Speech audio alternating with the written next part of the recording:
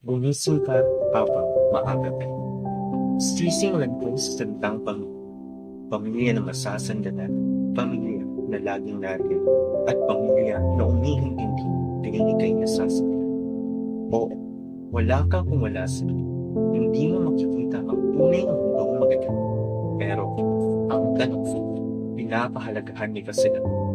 Sa simpleng salitang mahal kita, ma, pa, nasabi mo na ba yan sa kanila o mas matalas pa yung bilang sa pagmumura na tila ba'y katapusan?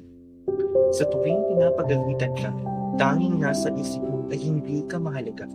Pinapagalitan ka dahil higit pa ang iyong halaga kaysa sa pera. Kaya sabihin natin, may nagawa kang mali na hindi kaya ka. Gumising ka habang maaga ka. Balikan mo na kita'y bata ka. Labis ang tuwa na nadarama ng iyong pamilya dahil na isilang ka. Ang mga ngiti na mas matamis pa sa mga keso at yam. Pero sa isang iglap lang ay nawala ka sa tabi mo. Mas pinili mo ang ibang tao kesa sa kanila. Ano bang ginawa nila at hindi mo kayang bigyan sila ng pagpapahalaga? Gumising ka habang maaga mo. Sa bawat pagsagot mo sa kanila, may nakapatong na bigat sa kanilang nadarama. Sana'y naisip nilang bago ka manghusga. Isipin mo, baka yan ang ikapapatay nila. Huwag mong hintayin na dumating ang araw.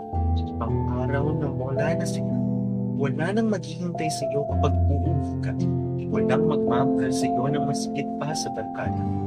Tandaan mo, sila ang unang makakaintindi sa iyo kahit pasano pa ang bigat ng mundo. Sila ang laging nasa tabi. Dadamayan ka, babawi lamang ang iyong problema. Habang maaga pa, balikan mo sila. Pasalamatan dahil minahalaga nila, huwag mong ipagkait ang pagmamahal na nararapat sa kanila. Gumising ka. Bigyan mo sila ng pagpapahalaga. Mahalin mo sila hanggang may oras pa. At sana'y masabi mo ang mga katagang ito. Mahal na mahal ko kayo, Mama, Papa. Gumising ka habang maaga pa.